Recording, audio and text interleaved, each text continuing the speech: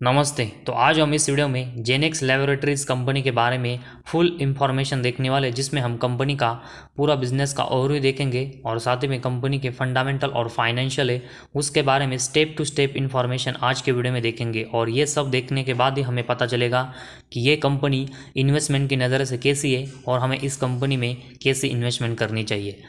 तो सबसे पहले हम कंपनी का जो बिज़नेस का ओवरव्यू है उसके बारे में इंफॉर्मेशन देखते हैं। तो जेनेक्स लैबोरेटरीज ये कंपनी फार्मास्यूटिकल प्रोडक्ट्स का एक मैन्युफैक्चरिंग कंपनी है और इसमें कंपनी डोमेस्टिक के साथ में इंटरनेशनल की जो मार्केट है उसमें ये जो फार्मास्यूटिकल प्रोडक्ट्स है वो सेल्स करती है। तो एक अच्छा कंपनी का बिज़नेस डोमेस्टिक के साथ ही में इंटरनेशनली हमें देखने को मिला है। और डोमेस्टिक के साथ ही में अगर हम कंपनी का ग्लोबली प्रेजेंस देखेंगे तो ये कंपनी 30 कंट्रीज़ में अपना जो प्रेजेंस है वो यहाँ पर करती है। और साथ ही में कंपनी का जो एक्सपोर्ट है वो हमें USA, Colombia, Mexico, Iran, Egypt, Bangladesh और जॉर्डन इन कंट्रीज़ में देखने को मिला है। तो एक्सपोर्ट भी कंपनी अच्छा कर रही है और कंपनी का ग्लोबल प्रेजेंस भी हमें अच्छा देखने को मिला है। तो डोमेस्टिक के साथ ही में इंटरनेशनल भी कंपनी के पास एक अच्छा मार्केट है, लेकिन इस मार्केट में कंपनी कैसा परफॉर्मेंस कर रही है वो तो हमें कंपनी के सेल्स के साथ ही में कंपनी के जो नंबर्स है उसमें ही पता चलेगा। और उसके बाद कंपनी का हम स्टॉक का पी रेशियो देखते हैं, जिसमें कंपनी का स्टॉक का पी रेशियो अभी 27 है। तो एक ठीक ठाक वैल्यूएशन पर कंपनी का शेयर अभी ट्रेड कर रहा है। इसके बाद कंपनी का आरओसी देखेंगे तो 10.8% और कंपनी का आरओई 7.41% है। तो कंपनी का जो शेयर है और कंपनी है वो अभी हमें बहुत ही छोटी देखने को मिले और इसी वजह से आरओसी और आरओई के नंबर से वो भी कंपनी के कंपैरेटिवली ठीक ठाक ही देखने को मिले।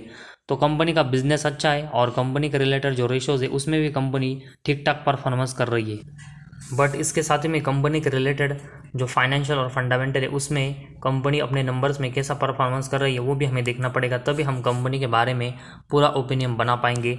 और उसके बाद कंपनी का प्रॉफिट एंड लॉस स्टेटमेंट हम देखते हैं, जिसमें पिछले हम 6 सालों का कंपनी के रिलेटेड डाटा देखेंगे। और सबसे पहले हम कंपनी का सेल्स देखेंगे तो मार्च 18 में ये कंपनी ने 43 करोड़ का जनरेट किया था। इसके अगले साल ही देखेंगे तो ये 55 करोड़, इसके अगले साल फिर से हमें उतना ही 55 करोड़ का देखने को मिला।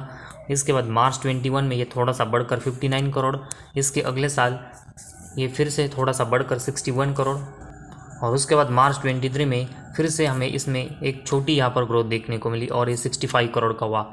तो कंपनी का सेल्स का ग्रोथ अगर हम देखेंगे तो कंपनी इसको बढ़ा ज़रूर रही है, लेकिन इसका जो ग्रोथ है वो अभी भी बहुत ही स्लो है। तो इसी वजह से कंपनी का बाकी के सेगमेंट में परफॉर्मेंस है वो भी कंपनी के बहुत ही स्लोली यहाँ पर ग्रोथ होते हुए देखने को मिल सकते हैं। और इसी वजह से कंपनी को अपना जो सेल्स का ग्रोथ है वो आने वाले समय में बढ़ाना पड़ेगा, तभी कंपनी अपनी जो बाकी के सेगमेंट में अच्छी ग्रोथ यहाँ पर कर पाएगी। तो कंपनी का सेल्स का ग्रोथ है वो अभी एवरेजली बहुत ही कम है। और इस सेल्स के कंपेरेटिवली अगर हम कंपनी के एक्सपेंस देखेंगे तो मैक्सिमम टाइम कंपनी ने जो सेल्स है वो एक्सपेंस के कंपेरेटिवली ज़्यादा किए और इसी वजह से कंपनी का ऑपरेटिंग प्रॉफिट अगर हम देखेंगे तो मार्च 18 से लेकर मार्च 23 तक कंसिस्टेंट हमें प्रॉफिटेबल यहाँ पर देखने को मिला। लेकिन जिस तरह कंपनी का सेल्स का ग्रोथ है उस तरह ही हमें कंपनी का ऑपरेटिंग प्रॉफिट देखने को मिला है, क्योंकि यहाँ पर कंपनी के नंबर्स देखेंगे तो मार्च 18 में 2 करोड़ का था, इसके अगले साल 4 करोड़, इसके अगले साल फिर से थोड़ा सा कम होकर 3 करोड़, इसके बाद बढ़कर 6 करोड़ और इसके बाद देखेंगे तो 5 करोड़ मार्च 21 में और फिर से थोड़ा सा कम होकर 4 करोड़। तो कंपनी का जिस तरह का सेल्स का ग्रोथ है उसी तरह का कंपनी का हमें ऑपरेटिंग प्रॉफिट देखने को मिला है। और ऑपरेटिंग प्रॉफिट के नंबर्स भी अगर हम देखेंगे तो एक साल ही बढ़ता है, उसके अगले साल फिर से कम हो जाए। तो ऐसे में कंपनी का नेट प्रॉफिट भी हमें इसी तरह अप एंड डाउन्स करते हुए देखने को मिल सकता है। और उसके बाद कंपनी का ऑपरेटिंग प्रॉफिट मार्जिन देखेंगे तो इसके नंबर्स भी देखेंगे तो कंसिस्टेंट हमें ये बहुत ही ऊपर नीचे होते हुए देखने को मिले। तो कंपनी का ऑपरेटिंग प्रॉफिट जिस तरह एक साल बढ़ता था और उसके अगले साल फिर से कम हो रहा है, उसी तरह कंपनी का ऑपरेटिंग प्रॉफिट मार्जिन के नंबर्स अगर हम कंटिन्यूस देखेंगे तो ये भी एक साल बढ़ते और उसके अगले साल फिर से कम होते। तो इसमें भी कंपनी का परफॉर्मेंस बहुत ही वोलाटाइल है। और उसके बाद कंपनी का नेट प्रॉफिट देखेंगे तो मार्च 18 में 84 लाख के प्रॉफिट में कंपनी थी। इसके बाद कंपनी का नेट प्रॉफिट अगले साल बढ़कर 2 करोड़ का हुआ, इसके अगले साल फिर से डाउन होकर 1 करोड़, इसके अगले साल फिर से बढ़कर 4 करोड़, इसके अगले साल फिर से डाउन होकर 3.92 करोड़ और इसके बाद अगले साल फिर से बढ़कर 4 करोड़ का हमें देखने को मिला है। तो कंपनी का नेट प्रॉफिट के नंबर्स भी अगर हम देखेंगे तो एक साल ये कम हो रहा है और उसके अगले साल फिर से ये बढ़ रहा है। तो ऐसे में कंटिन्यूस कंपनी का ऐसे नंबर्स हमें पिछले 6 सालों में देखने को मिले और उसी वजह से कंपनी का शेयर का चार्ट है वो कंटिन्यूस अप एंड डाउन में यहाँ पर देखने को मिल सकता है। तो बहुत ही वॉलेटाइल परफॉर्मेंस कंपनी का हमें देखने को मिला है। नेट प्रॉफिट में कंपनी बहुत ही वॉलेटाइल परफॉर्मेंस कर रही है और उसके बाद अर्निंग पर शेयर के नंबर्स भी देखेंगे तो ये भी एक साल कम हो रहे हैं और उसके अगले साल बढ़ रहे। तो इसमें भी कंपनी का परफॉर्मेंस है वो बहुत ही वॉलेटाइल है। तो कंपनी का सेल्स तो इस कंपनी का सेल्स एवरेजली बहुत ही कम है और उसके कंपेरेटिवली कंपनी के बाकी के सेगमेंट में अगर हम देखेंगे operating profit margin, net profit और अर्निंग पर शेयर, इन सभी में कंपनी के जो नंबर्स है वो एक साल कम हो रहे हैं और उसके अगले साल बढ़ रहे हैं। तो बहुत ही वॉलेटाइल परफॉर्मेंस सभी सेगमेंट में कंपनी का प्रॉफिट एंड लॉस स्टेटमेंट में। तो इस वजह से हम इस कंपनी में एक ट्रस्टली अच्छी इन्वेस्टमेंट अभी नहीं कर सकते जब तक कंपनी स्पेशली अपने सेल्स में एक अच्छी ग्रोथ यहाँ पर नहीं करती। और उसके बाद कंपनी का बैलेंस शीट का सेक्शन हम देखते हैं तो इसमें कंपनी के पास जो रिजर्व है वो मार्च 23 में 61 करोड़ के और उसके कंपेरेटिवली कंपनी का बोरंग्स है वो 1 करोड़ से भी नीचे जा चुका है। तो कंसिस्टेंट कंपनी ने जो अपना बोरंग्स है वो पिछले कुछ समय से कम किया है और अभी 1 करोड़ से भी नीचे का बोरंग्स है वो कंपनी के ऊपर है।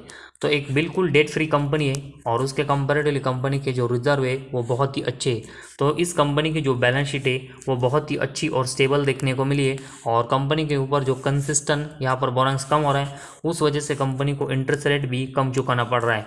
तो कंपनी का इंटरेस्ट रेट कम चुकाने की वजह से कंपनी के नेट प्रॉफिट के ऊपर इसका ज़्यादा इम्पैक्ट नहीं हो रहा है। लेकिन इसके साथ ही में कंपनी अगर अपना सेल्स में एक अच्छा ग्रोथ करती है तो कंपनी के जो नेट प्रॉफिट के नंबर्स कंटिन्यूस एक ही रेंज में और अप एंड डाउन्स हो रहे उसमें हमें ग्रोथ देखने को मिलेगी।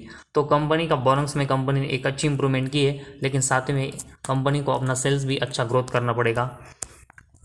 और उसके बाद कंपनी का कैश फ्लोज हम देखेंगे तो सबसे पहले कंपनी का मार्च 18 में नेट कैश फ्लो देखेंगे तो ये 39 लाख के प्लस में था। इसके अगले साल ये 2 करोड़ के प्लस में रहा। इसके अगले साल देखेंगे तो कंपनी का नेट कैश फ्लो लॉस में गया और उसके बाद अगले 3 साल अगर हम देखेंगे तो कंपनी का नेट कैश फ्लो 16 लाख, इसके अगले साल देखेंगे तो 7 करोड़ और मार्च 23 में 6 करोड़ का है। तो पिछले 3 सालों में कंपनी का net cash flow continuous positive में जनरेट हो रहा है और पिछले 6 साल में देखेंगे तो 5 साल कंपनी का नेट कैश फ्लो हमें प्लस में देखने को मिला। तो एक अच्छा company net cash flow generate कर रही है जो कि एक अच्छा साइन इस कंपनी के बिजनेस के लिए। और उसके बाद कंपनी का डेप्टर डेज देखेंगे तो कंटिन्यूस कंपनी के डेप्टर डेज है 100 डेज के नीचे हमें देखने को मिले। तो डेप्टर डेज तो और इसी वजह से कंपनी को अपने डेप्टर से पेमेंट लेने में भी कम समय लग रहा है जो कि कंपनी के बिजनेस के लिए एक अच्छा साइन है। और उसके बाद कंपनी के इन्वेंटरीज देखेंगे तो पिछले कुछ समय से 100 के नीचे थे लेकिन अभी मार्च 23 में ये 100 के ऊपर गए। तो ऐसे में कंपनी को अपने इन्वेंटरी डेज में जो डेज गेन हुए वो यहाँ पर कम करने पड़ेंगे। और लास्ट में हम कंपनी का शेयर होल्डिंग पैटर्न देखेंगे जिसमें कंपनी के प्रमोटर के पास 23% की हिस्सेदारी है। इसके बाद पब्लिक के पास देखेंगे तो 76% की हिस्सेदारी है। तो पब्लिक और प्रमोटर इन दोनों के पास हमें कंपनी की यहाँ पर करंटली स्टेक देखने को मिले और मेजॉरिटी स्टेक है वो अभी इस कंपनी में पब्लिक के पास है। तो ये इस कंपनी के लिए हमें नेगेटिव साइन देखने को मिला क्योंकि कंपनी का प्रमोटर के कंपेरेटिवली पब्लिक के पास ज़्यादा शेयर होल्डिंग होना और मेजॉरिटी स्टेक होना कंपनी के परफॉर्मेंस को कभी भी अनस्टेबल कर सकता है। तो जेनेक्स लैबोरेटरीज इस कंपनी का जो बिजनेस है वो फार्मास्यूटिकल से रिलेटेड है जो कि एक अच्छा बिजनेस और ग्रोइंग बिजनेस माना जाता है और इसमें कंपनी प्रॉफिटेबल भी है। उस वजह से हम इस कंपनी में इन्वेस्टमेंट के बारे में सोच सकते हैं। लेकिन अभी भी कंपनी की जो सेल्स की ग्रोथ है वो बहुत ही एवरेज है और इसकी वजह से कंपनी का अगर हम नेट प्रॉफिट देखेंगे तो एक ही रेंज में कंपनी का नेट प्रॉफिट कंटिन्यूस कंपनी का अप एंड डाउन हो रहा है। तो इसी वजह से अभी हम इस कंपनी में जब तक कंपनी का सेल्स का ग्रोथ नहीं होता तब तक एक ज़्यादा इन्वेस्टमेंट के बारे में नहीं सोच सकते। कंपनी की बैलेंस शीट अच्छी है, कंपनी के पास कैश फ्लो भी अच्छे है, लेकिन सबसे इम्पोर्टेंट है कंपनी को अपने बिजनेस का जो सेल्स है वो यहाँ पर सेल्स है उसमें एक अच्छी ग्रोथ करनी पड़ेगी तभी हम इस कंपनी में एक ट्रस्टली और बड़ी इन्वेस्टमेंट यहाँ पर कर सकते हैं। तो फिलहाल कंपनी प्रॉफिटेबल है, इसकी वजह से हम इस कंपनी में एक छोटी इन्वेस्टमेंट यहाँ पर कर सकते हैं और उसमें हम मैक्सिमम यहाँ पर अभी 500 रुपीज़ के आसपास इन्वेस्टमेंट कर सकते हैं। तो ये वीडियो का रिकमेंडेशन नहीं है, लेकिन अगर आपको लगता है कि ये कंपनी आने वाले समय में ग्रोथ कर सकती है तो ही आप इस कंपनी में 500 रुपीज़ की यहाँ पर इन्वेस्टमेंट करें। हमारी कोई रिकमेंडेशन नहीं।